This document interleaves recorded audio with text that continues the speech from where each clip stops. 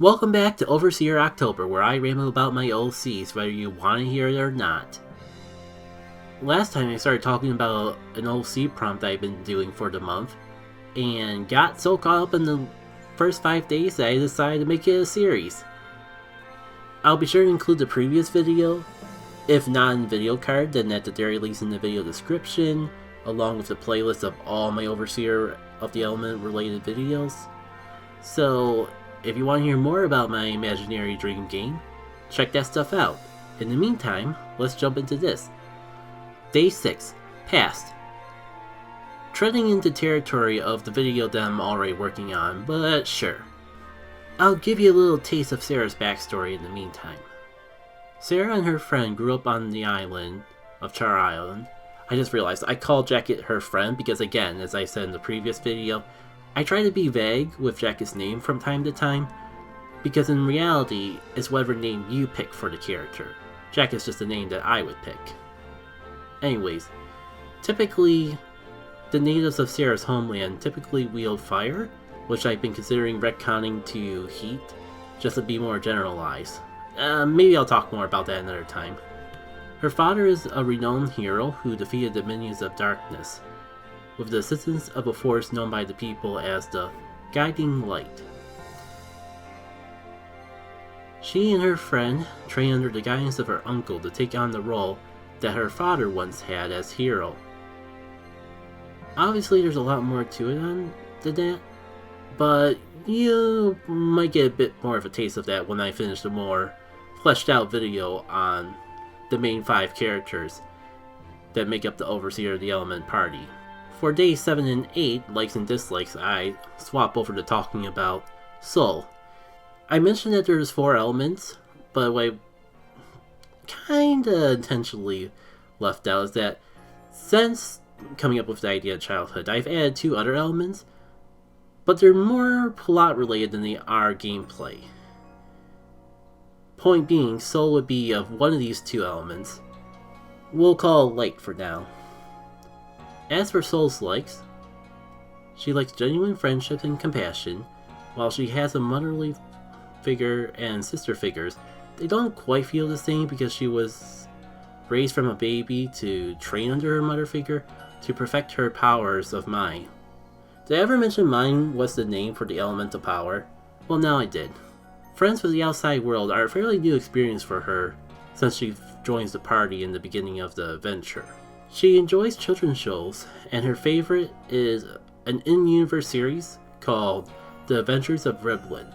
Little trivia, Riblin started out as a separate OC to just experiment around with more simplistic designs, but I thought it'd be cute to incorporate outside OCs at the very least as references inside the world of Overseer of the Elements. So that's what that character's doing here. Riblin was one of the few shows that she was able to watch because she was only allowed to watch quote-unquote wholesome television. While it wasn't as condoned due to being seen as violent, she did also sneak viewings of a show called the Cotton Falcon Squad. Take a wild guess what OC that's based on. It's basically a Super Sentai show in a similar vein to the Power Rangers, with costumes design focused around sheep.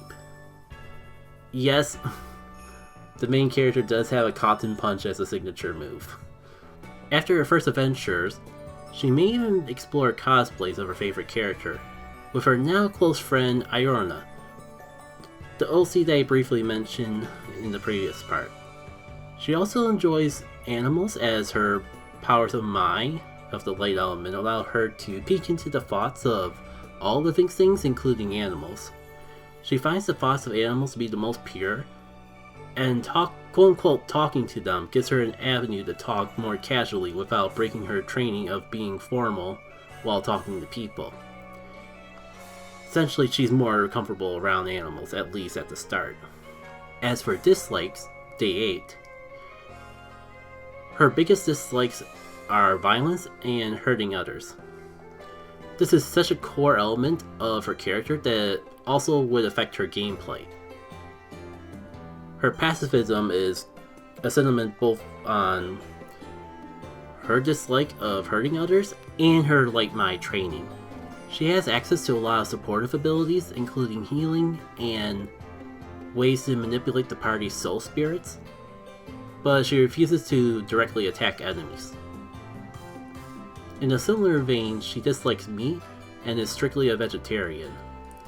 She has too strong of a connection with animals to be comfortable with eating any, but she doesn't hold that against those who do eat meat. She doesn't like disappointing those that she cares about, and resulting in some complicated relationship in her temple life. She especially fears letting others down, especially her mother figure. Day 9. Relationships. Being an OC for an eventual video game, I think the best approach here is to explore the relationships the main party has before they join together. And maybe some relationships outside of these 5 that tie into certain parts of the plot. Jacket. Childhood friends with Sarah. Never met Nala or Sol before the first adventure. Was actually pen pals with Teki. They would write letters back and forth to each other, so they've interacted to some degree despite being separated due to living on an island and all that. Because of that, they never met face to face until the adventure starts. But once they do meet, they do become friends quickly due to being previously exposed to each other. In a similar vein, Sarah has also never met Nala or Sol before the adventure begins, and they're only familiar with Teki based on what Jacket shares with their letters to her. Being an outgoing person, and often going to a central hub in the region, Nala at least has some idea about everyone in the party outside of Jacket and Sarah, who are, well, separated by an entire island. She's a very outgoing person in general, but also more of a person who's taking along with the party to expand her boundaries, rather than directly caring about the quest that's going on. Teki doesn't get out a lot to meet people, but she's loosely familiar with the people around town, so she has heard of Nala. Did I say? I'm sorry if I said Nala. I thought I edited it out, but now I'm not so sure if I did. So she has heard of Nala due to her socially being around town, and Sol due to her sometimes coming to town under the protection of her bodyguard / brother figure Joe. As for Sol, she spends most of her time in the temple with her sisters under the guidance of her mother figure, worshipping the guiding light and training her Light Mai. She is a very strict teacher, but she does it out of desire for Sol to reach her full potential as a priestess of the guiding light. She's not really friends with people outside the temple besides said brother figure of Joe. Anyways, an element of this theoretical game would be building a relationship between party members to unlock new abilities, so it's a safe bet to say that they form some form of healthy relationships throughout the adventure, as long as you're taking the time to build up those bonds. Day 10 is about personalities, which I pretty much copy and paste into the character video that I'm working on, so I'll breeze by it overall. For the briefest of brief summaries though, Jacket is this quiet and reserved one. Sarah is outgoing, but not to the degree of Nala. Teki's kind of the middle ground of the introverted-extroverted spectrum. And Nala is highly sociable, if not too sociable. Nala, not Nala. Of course I make that big deal in the last part about trying to pronounce her name the right way, only to immediately forget the next time I record until I get into editing said video. Next time, don't know if it's worth re-recording everything just to fix that one mistake. But I don't know what it's gonna take, but I'm gonna get it right eventually. And Sol, as I alluded to before, is kind of the most formal of the group, despite being the youngest. Day 11 is symbolism and themes, which I was pondering a bit how exactly to summarize it.